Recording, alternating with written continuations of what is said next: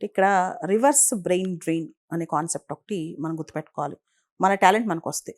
రెండోది ఈ మధ్య పెద్ద పెద్ద కంపెనీస్ అమెజాన్ కావచ్చు, మెటా కావచ్చు, లేదా గూగుల్ కావచ్చు, వీళ్ళందరూ కూడా గ్లోబల్ కేపబిలిటీ సెంటర్స్ అని చెప్పి అమెరికాకెళ్ళి జాబ్ చేయకుండా ఏదైతే వాళ్ళ వర్క్స్ ఉన్నాయో అవన్నీ కూడా రిమోట్ ప్లేసెస్‌లో అంటే అమెరికాకి సంబంధం లేని ఆఫ్‌షోర్ ప్లేసెస్‌లో పెడుతున్నారనమాట. ఉదాహరణకి ఇలాంటి గ్లోబల్ కేపబిలిటీ సెంటర్స్ హైదరాబాద్ కూడా అట్రాక్ట్ చేస్తుంది. రేపొద్దున అమరావతికి రావచ్చు. అంటే ఇలా మనం చూస్తే గనక అమెరికా తాత్కాలికంగా మనల్ని కాదు పొమ్మంటే, ఇక్కడే ఇన్‌ఫ్రాస్ట్రక్చర్ పెరిగిపోద్ది. ఇక్కడ రిసోర్సెస్ పెరిగిపోతాయి. ఇక్కడ జాబ్ అవకాశాలు పెరిగిపోతాయి. టెంపరరీగా 2, 3 సంవత్సరాలు మనం కష్టపడతాం. కానీ మనం ఇక్కడ అవకాశాలు సృష్టించుకుంటాం కాబట్టి డొనాల్డ్ ట్రంప్ హెచ్-1బీ వీసాస్ మీద ఎన్ని రిస్ట్రిక్షన్స్ తీసుకొచ్చినా, ఏం చేసినా టెంపరరీగా తాత్కాలికంగా ఇండియా ప్రెషర్ ఫీల్ అవుతది.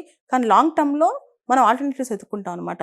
దానికి ఎగ్జాంపుల్ గ్లోబల్ కేపబిలిటీ సెంటర్స్ పెద్ద పెద్ద కంపెనీస్ ఈ బిగ్ 7 కంపెనీస్ ఏదైతే ఉన్నాయో గూగుల్ కావచ్చు, మెటా కావచ్చు, అమెజాన్ కావచ్చు, ఇవన్నీ కూడా ఆఫ్‌షోర్ పెట్టేసుకుంటున్నాయి అనమాట. పెట్టేసుకొని అక్కడి నుంచే వర్క్ చేయించుకుంటున్నాయి. ఇంక అప్పుడు హెచ్-1బీ వీసాస్‌తో పెద్ద పని ఉండదనమాట.